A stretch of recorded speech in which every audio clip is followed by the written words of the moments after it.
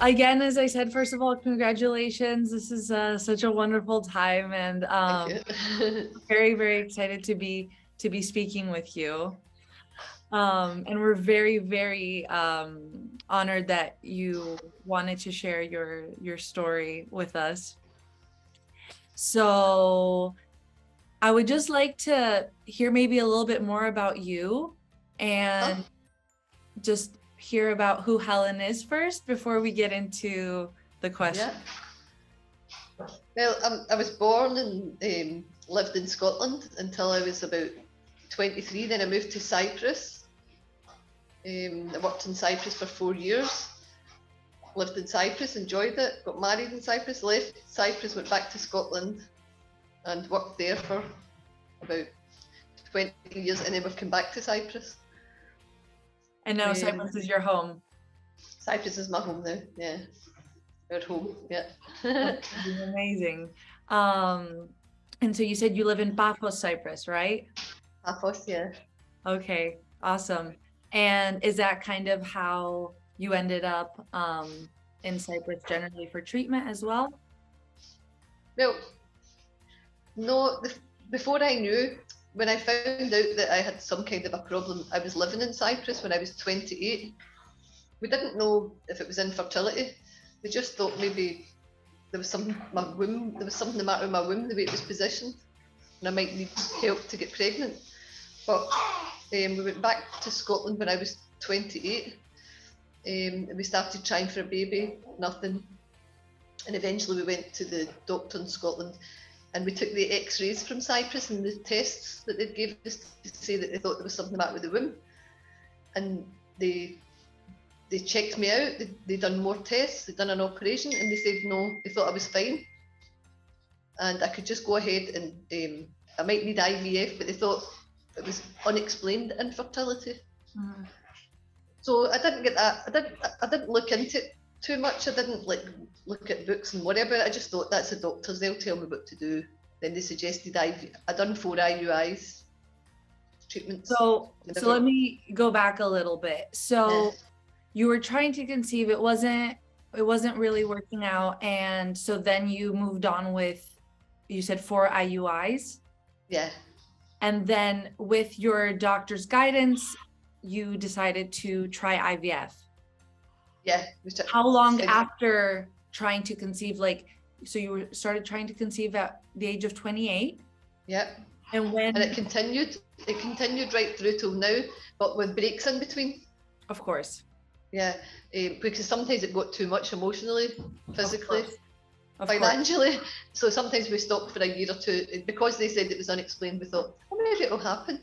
I'll do some yoga, meditation, alternative health, because there's nothing stopping us. Maybe it'll just happen if we just forget about it.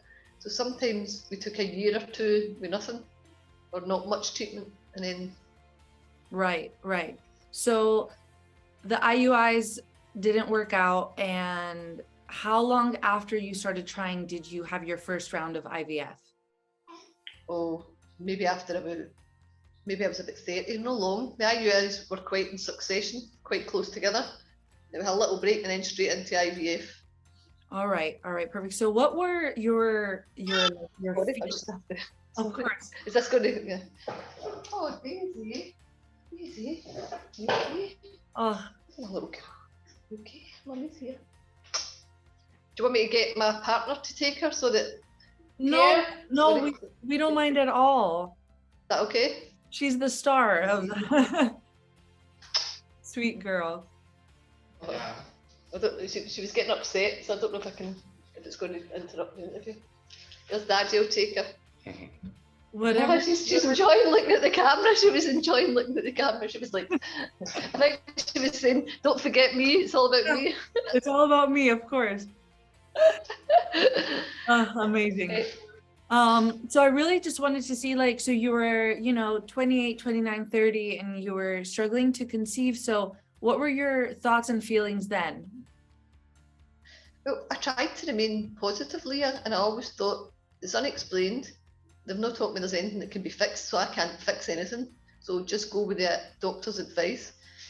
And the only thing they said, I needed IVF because wasn't happening, so I just went with it. And when it failed, the first one, obviously everyone that fails every IUI, every IVF, you're absolutely devastated. It's like a death. But I would get down for a couple of weeks, and then I would just pick myself up and say, right, if you want this baby, get your act together, stay positive. Yeah, it takes a lot of strength. You know, get ready for the next one, kind of thing. Yeah. Absolutely, absolutely. And then I tried to forget about the failed ones and just as if I'd started for fresh. Yeah. Yeah. Well, that takes a lot of strength, a lot of courage to be able to get back up and decide to try again. Right. Yeah. Yeah. Absolutely. So, I guess that kind of leads into my next question of what kept you going, which was your desire for a baby. Yeah, I could still see the baby there. You know, I could still see the baby. Even throughout the IVF, I had 3 miscarriages as well. Later on in the IVF journey, I had 3 miscarriages. I got pregnant. I'll tell you about that in a minute. That was after they discovered I did have something wrong with me, because it was unexplained for years. But what kept me going was I just kept seeing this baby, and I tried to switch it off sometimes. You know, like come on, you've got good health, a good family, you've got your parents, your friends. You know, I would tell myself, stop pushing yourself, stop putting your body through all these drugs that might be dangerous. Just accept it. Sometimes I would try and accept it, and then I couldn't. Yeah, absolutely. So I'm going to, I heard you say that for a long time, it was unexplained infertility. Yeah. And can you talk a little bit about how that changed and why it changed? Oh yeah, yeah. So the whole time the term is it's unexplained, and that's why I'm pushing, thinking it's going to happen, it's going to happen. I'm healthy, my embryos, everything were like, they were saying 10 out of 10 quality, the semen, everything was perfect. So I'm thinking, why is it not working if it's unexplained? They're putting it back. But whenever I used to get the end part, the transfer, I was okay with the injections, with all the treatment, I was okay, I had no problem. And whenever it got to the transfer, which should only be like a smear test and take a few seconds or minutes, I had a lot of pain. They couldn't get the catheter, not the catheter, they couldn't place the embryos back properly. The nurses couldn't put them in. It was like they were hitting a wall. Then they had to put different things in to try and open me up to get this in. And then I was all stressed and bleeding. And I used to say to them, eventually I says to them, look, this isn't right, because like everything I'm doing, I'm fine injecting myself, I'm fine. And every other woman just gets it put in and it's like simple. And that's a very important part. If the embryo won't stick, if it's stressed and I'm stressed, and why is this happening? Could you just please sedate me and do it? So we tried quite a few IVFs with sedation, still nothing. And we'd been going to the NHS but paying privately in Scotland. And I went to see, there was a fertility specialist speaking at a conference, and I went to listen.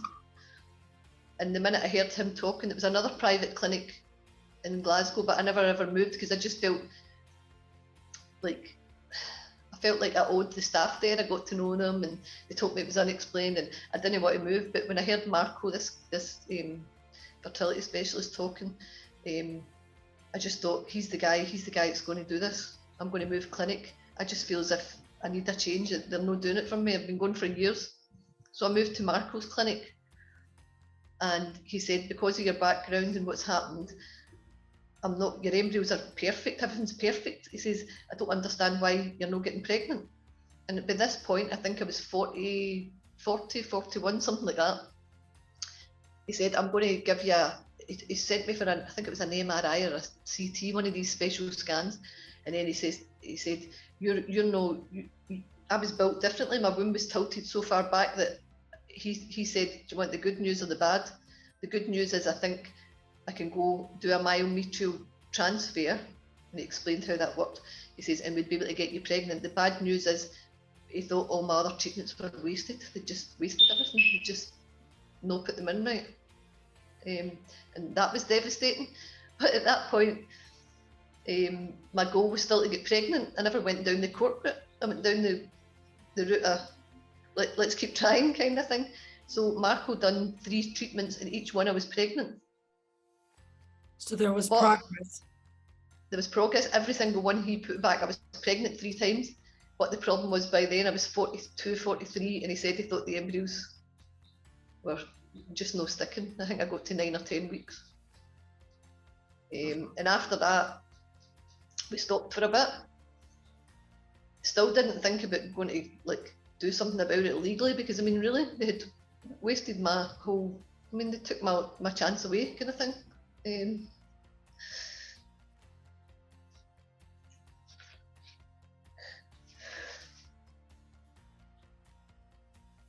Sorry. It's totally okay. So we kept trying with Marco, and then he said we could do donor eggs. We could do a donor egg. At first I said no, because I was determined to get my own. But then I realised we're reading into things, and like, you're not going to get your own, you're too old, so you either do this or... So we went to do the donor eggs, and believe it or not, I honestly, everything was against me. Everything was fine. There was about 10 of them, and they were all good quality. And the day I went to get the transfer, I got a call from the embryologist to say they'd all died. And I was like, it's not even me, like, it's not my body, they've not been put in. So anyway, we stopped again. So I thought, I'm not going to do it anymore. But still, I tried to go over it, you know, to forget about it. And it still kept coming back up. And then that's when I found Dunya, when I researched on the internet. And we were already moving to Cyprus, not because of the clinic, we were already moving because we've been here. So it fit perfectly. Yeah, we've already been here like 4 or 5 years. So I thought, that's perfect. We're moving back to Cyprus. I know Cyprus, my friends in Cyprus, and also that clinic's not far away. So perfect. If it's going to happen, I have to do it before 55. I have to get myself good and try it in that clinic. So, and then, oh, there you go. Everything comes to those who wait. Exactly. And yes, and you kept immense strength and courage just to keep on going. I mean, this is a example of a journey and a person who never quit and who never gave up on hope, right? I mean, that's what I see when I'm speaking with you, obviously. So I would like to talk a little bit about how you experienced, what was the difference this time? How did you feel that, you know, you're so experienced, you're an IVF veteran. So how did you feel going to Dunya? What was that? What felt different this time? And did you do anything differently? Felt differently. Well, when I was doing it in Scotland, it was a bit, I mean, that might not make the difference, but when I was doing it in Scotland, very, very busy clinics, you know, everything was, but even from the minute you walk in the door in Dunya, even the surroundings and how it looks, even, I know that's nothing to do with your treatment, it's more about the medical, but everything felt right. The minute you walked in, the staff were very friendly and nice, and I mean, they were nice in Scotland as well, but it felt nice. It felt very professional and very, from the minute you walk in there to the minute you meet your coordinator. The coordinator was great because it's a different country and maybe different language, and like the coordinators were great. You could tell they were well qualified and trained and educated. And any worries you had, and I found that was great as well, the WhatsApp thing, and being able to contact them if you had a question. You know, it didn't feel like you were alone. Like in Scotland, it could be like loads of people doing IVF, and it's too busy. It's too. So you felt that like side, the personal side felt better. Okay, so you felt, yes, like you had attention, that you had someone you could reach out to when you needed them, something like that. So treatment-wise, did something? Treatment-wise, it felt really good. Treatment-wise as well. I mean, it just felt so much better because when I went to see, I can't remember the doctor's name at the beginning in Dunya, I forgot his name, but when I went to see him, the only thing that was worrying me was trying to get across about this womb being tilted, because all those other ones had been wasted. So I'm thinking, if I don't get this part right and get this across and explained, like, it won't matter how good the donor egg is, because if they can't get it put back in the right place, you know. Yeah. And it was so nice, that doctor, because when we told him, I think it was a Friday, I remember, and we told him we were there for a couple of days in the other a hotel near Dunya, and he said, could I come in the Saturday morning? They would do a little procedure. So I think he knocked me out and tried to see how it would be, you know, if he could reach and how it was going to be done. And that was quite, you know, reassuring as well. It's no one size fits all. It's no come on the day and we'll do it. But we're going to actually try it before. So that gives you more confidence, you know, that, well, he's done it before. So he knows what he's doing. He's done it for me, no for some other women, you know. Exactly. Yeah, that's amazing. So a little bit, because I'm sure, you know, not many people know, but what is a tilted womb? So, or tilted uterus, you said, right? I think it's just tilted back slightly in a way that when you put the normal catheter, what you call it, it's like, you know, when you're transferring the embryos back, mine wouldn't just go straight in. It's kind of, the doctor in Glasgow, when he discovered it, done a map for us to show us. It was kind of like going round the map. Right. You know, it wasn't as simple. You had to be sedated. You couldn't just do that to somebody when they're waking, and you had to have an ultrasound, I think, as well to guide you. Whereas all those IVFs in Scotland that were wasted, they didn't even use an ultrasound to see where it was going at that point. And I had the tilted womb, so what was the chance of them getting it? Right. Yeah. So then you had a full, I guess, examination in order to assess the way and how it will actually be successful. Yep. Awesome. So you're there, so how many rounds did you end up doing when you visited? In Dunya? Yeah. Well, we done the first one, and something happened to the embryos. It was it PGDG or something? The testing? Yeah, it was a special testing thing. I thought, I was maybe read up on it wrong. I thought that I should get that done because, like, I don't know the background and that would help and stuff. But I think something happened with that and it never worked out, and I was absolutely devastated because we had so many, like 8 or 10 or something. They were all good grade, and then we went back. They told us there was none, and I thought, oh no, again. I thought, is somebody up there punishing me? What, like, you know, even when it's donor eggs, it doesn't seem to work for me. So I was absolutely devastated. We drove home. I cried the whole night, and I was in a really, really bad state. And I thought, I'm not doing any more. And then the usual thing, after a bit, the fighting spirit comes back, and you think, no, you're near the end goal. I thought, oh. So we tried another one, but the next one was quite scary as well, because I think we ended up with 3 left. And we were going back for the transfer, and we had 2 frozen and the one that was getting transferred back. On the morning that we were driving to Dunya, we got a phone call from the embryologist to say that it had died. And I just thought, oh my God, last chance, there's only the 2 left. And the embryologist said she would defrost, she would thaw what was left. But they couldn't guarantee anything till the thaw's done, so we had to drive the couple of hours through, nervous, thinking, oh, and that was the one that worked. Wow. Incredible. So throughout this, and another thing, yes. sorry, another thing that made me go with the last one was because I wasn't going to do it, the very last treatment, because I just was getting to the point where you think, oh, I can't do anymore, because my father had been seriously ill for years, and I was back and forward to Scotland. And then my father passed away when we arranged all the funeral and everything, and I was staying with my mum for a few months before I brought her back to Cyprus with us. And my mum said, you should do another treatment. And I said, I don't think I could go through it after everything that's been happening, you know. And she said, well, before your dad passed away, he asked, what could I send you from heaven? He says to my mum, and my mum says, please send her a baby. I got the chills. That's incredible. She said, it's been 25 years, please send her a baby. So my mum kind of talked me into doing it. It was a gift. Wow.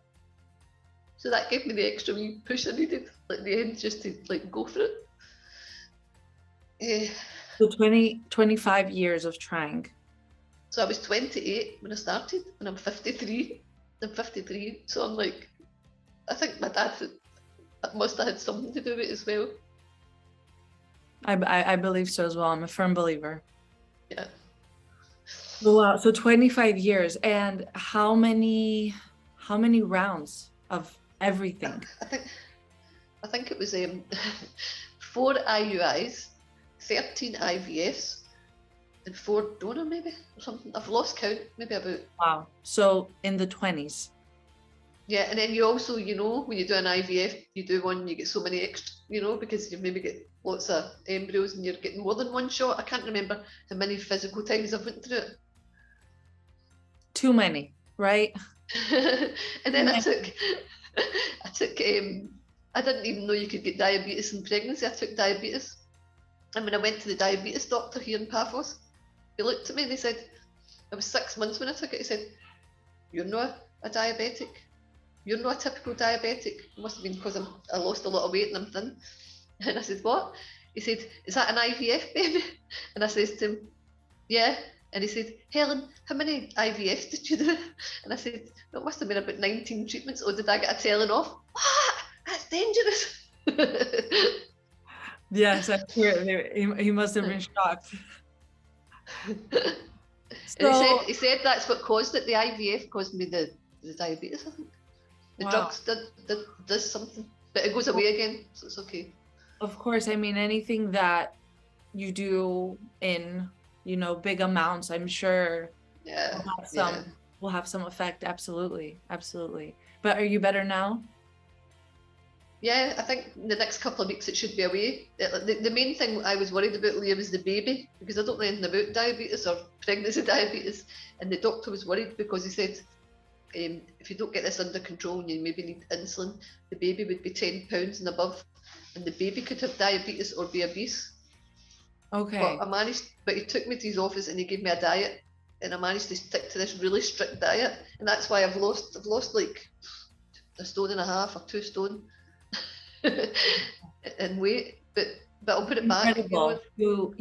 But the baby was, sorry. You worked it out naturally, and you didn't have to risk anything. Yeah, I worked it out without the insulin, but now I don't need to worry, because if I have any problems with diabetes, it's on me. The baby will not have it, and the baby, they were very happy because the baby stayed to a normal weight every single week they scanned me, and they were very interested in the baby's stomach size. And if the baby's stomach size was getting bigger than the rest of the baby, it meant it was going to have diabetes. But they were very happy with me. Both doctors, the diabetes doctor and the obstetrician, said you've stuck to it really well, and she's the right size. Perfect. So that was a relief. Of course, of course. So you had your last transfer, and I'm sure then you had to wait for a couple of weeks, right? Yeah, that's the nerve-wracking bit. And what was it like? Not the 2-week wait exactly, but afterwards. So did you take pregnancy tests, and how was the start of pregnancy? Oh yeah, we had to take a blood test, and the blood test came with the pregnancy hormone, the HCG, and it was low, but they told us that we had to repeat it after, I think it was 2 days. So the first one, we could see it was there, we were celebrating, but we were a bit nervous, you know. So we thought, just don't get too excited, wait the 2 days. And I remember the minute we got the blood test, and then they were sending us an email to give us the blood results. So Pierre and myself, my partner, come home. We were waiting for this email, we were nervous. My mum was here staying with us in Cyprus, so it was the 3 of us. And I said, "Oh, the email's here, the email's here." So my mum says, "You better go for privacy to the room." So me and him went into the laptop to the room to open up the email. And it was just sheer relief. The twos just burst out crying and screaming. And my mum could hear us through the room. She thought it was negative. I think she thought, "Oh no, another one that's failed." The twos were crying and crying. And we came in and said, it's positive. Oh my gosh. But she said, even like a couple of days ago, because she's here just now for 3 months, she said, "Oh, I was so scared sitting in that room when I heard the twos crying." Of course, but they were tears of relief. It was tears of relief and happiness. Yeah, it's happiness. So how were you feeling the first months of pregnancy? I'm sure that, were you still a little bit cautious? How were you feeling? Well, I felt very positive because it had actually happened. And once I get past about 9 weeks later, or 10 weeks where all the miscarriages had been, once I was getting near the 12, I was getting quite excited, but I was strict in like what I ate and what I'd done, and then I had the injections that you still had to take because of my age, because I don't have any hormones, so I had to still inject. I think I had so many tablets a day and injections every day, but I felt good. I felt good. And I was good right up into 6 months. And then when they said I had the diabetes, I got a bit scared because they said it was high risk for preeclampsia. Oh, right. Yeah, and The my heart brother had condition, lost. right? No, preeclampsia is when you can lose the baby at any point to Oh, high I'm blood sorry. pressure. Yes. Yeah, so they said I was a bit high risk for that. And then the diabetes goes along with that. So when I got the diabetes, I went, oh no. I was a bit nervous from then. And then my doctor told me that because it's very hot, not to go out before 4 o'clock in the sun. You know, like don't sunbathe, don't go to the beach, don't. So I was a bit scared then. I just literally like lay low, you know, stayed at home. I still like kept active in the house and stuff, and friends visited friends, but I wouldn't go out and like, sunbathe or go to the beach or anything. I was like, this is too precious. I'm not going to. You took care of Yeah, I your took care of it. I'm not taking any risks. I'm eating well. I'm taking all my vitamins. I'm like doing what the doctor says for the diabetes and for the sun. Yeah. So could you believe that you were finally reaching 7th, 8th, 9th month? Like, what were you feeling? No, I was still even waking during the night, or even like going out. Even when I was at moments when I was in Mo, I was looking down and the bump was getting bigger, and I was thinking, am I dreaming? Is it actually there? And when you first feel the baby kicking, I was like, you know, it was like even now when I'm looking at her during the night, and I'm thinking, I'm a mum, and I've been a mum for 10 days. I'm like, it's like I can't explain it. It's surreal. It's surreal. I mean, I can't even imagine, to be honest. I think that it's a surreal experience nonetheless. So, but having gone through this whole thing, I'm sure it's 1,000 times more intense and surreal. Absolutely. Strange. Oh, I thought that was going to ring. No, strange, but lovely feeling. Lovely feeling. Of course. And so, I mean, when we first reached out, we just couldn't believe that it's only been what, 10 days now. Yeah. 10 days. And so we're very grateful that you were willing to speak with us so soon. So how have these 10 days been? Absolutely heaven. And you know what makes it even more special? The baby, I mean, first of all, the baby mainly, before how I feel. She passed everything, like all the paediatric tests at the hospital, everything was fine. Because you always, I mean, you have that worry even for your first IVF. If I get pregnant, I hope the baby's okay. So the main thing's the baby, you know. So I was very happy the birth went well, the baby was well. But then she just keeps getting better. I mean, she's like only 10 days, and for the last 3 nights, she slept almost through the night, like 4 hours straight, and then a bottle, and then she just seems the most placid, laid back, happy baby. I know that can change, but it's almost like I've waited long and I'm getting spoiled, because I expected it to be more difficult. Well, you deserve it. I think you've had enough difficulty. I think you deserve this wonderful experience that you're having. Yeah, she just laughs all the time, and even in the baby nursery in the hospital, all the kids were screaming round about her, and she was just right. And I'm thinking, she's so laid back. How sweet, how wonderful. So do you have a name for her yet? Yeah, Daisy Grace. Oh, Daisy, and then her middle name Grace. That's beautiful. I love that name. Yeah, I thought I really liked that name, and I looked at about 5,000 names, and I kept going back to it, and I thought, and I don't really know anybody personally called Daisy. I know of people, but that name kept coming up all the time. I love it, actually. It's beautiful. I love the name as well. Yeah. I did want to ask one more question, but it kind of left now. I forget, but that's okay. So I guess your whole journey has wrapped up, and you can finally kind of like, you know, like release everything that you've gone through, and you ended up with the pregnancy and the baby that you've always hoped for. So I guess what I would like to kind of conclude is what would you say to people who are in your situation? Would you give any specific advice? I would say don't give up, you know, try, because like we had a pregnancy photo shoot And the photographer was telling us that him and his wife wanted a baby, but they only done 2, and it just emotionally they couldn't go anymore. You know, they just gave up. But I think if you've got, unless the doctor tells you, there's no chance, you know, that when you've got to accept it. If the doctor told me I had something else and it was dangerous in my heart or whatever, fair enough. You know, if physically I can't have a baby, then I need to accept it. But I think if you can do it, you know, keep going, because when you get that little miracle at the end, it was worth you to forget about the 25 years. It's like when somebody delivers a baby, they forget about the pain once it's there. Of course. I couldn't believe the amount of emotion that I must have been holding inside, because at the birth, my partner wasn't allowed in. It's just the rule of the hospital. So I cried when the baby was delivered, and I cried, but I felt as if I didn't cry the way I would have, you know, because it was like he wasn't there as well.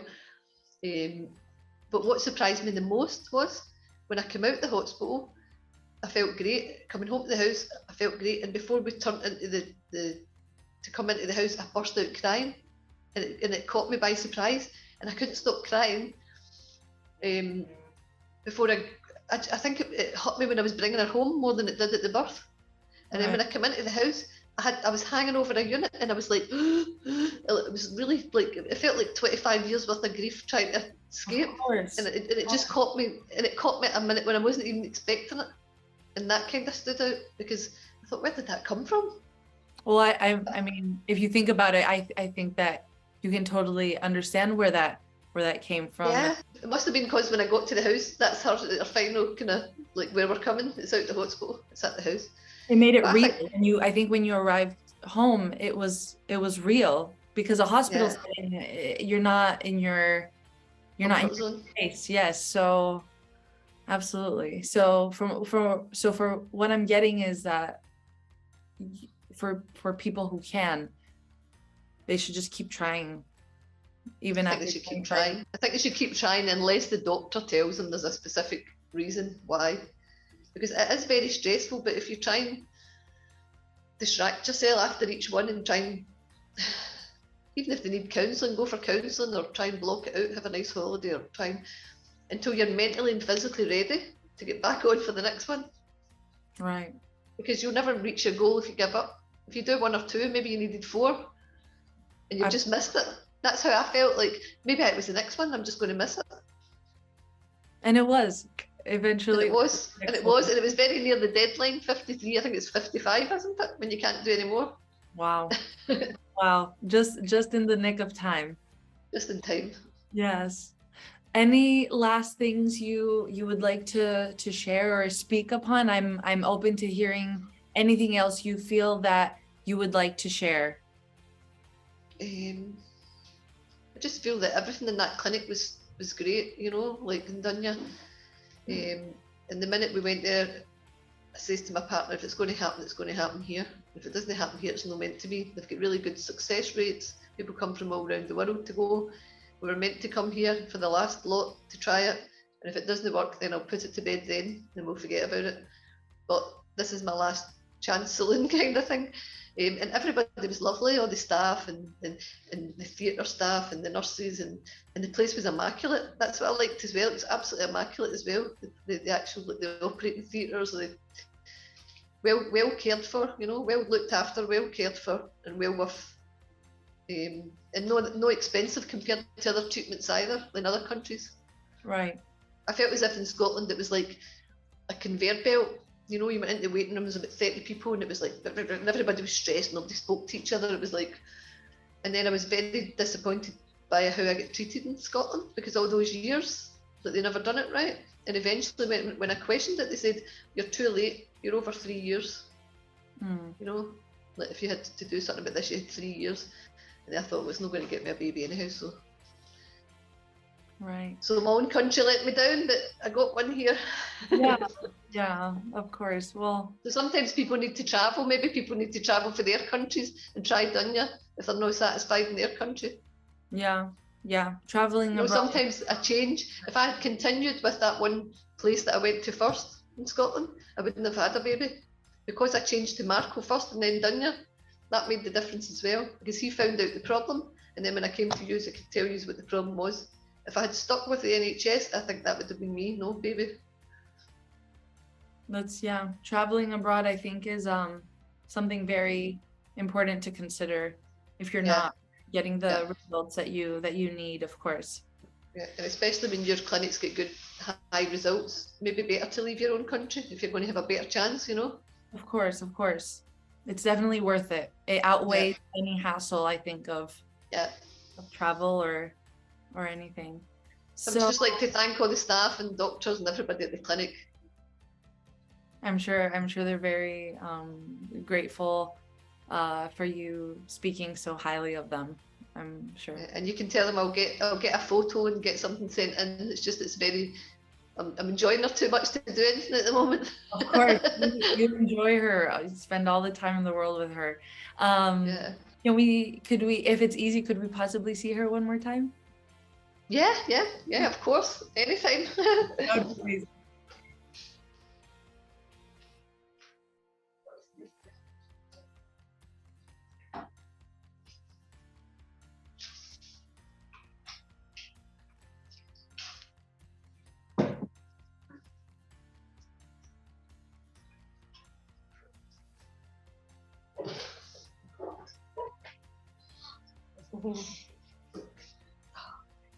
Oh, hi, Daisy. Oh, sweet girl. Oh, sweet girl. Oh, Daisy. Oh, Daisy. Wait a minute, I'll put it this way. She's very strong neck. Oh, she's very smiley. Yeah.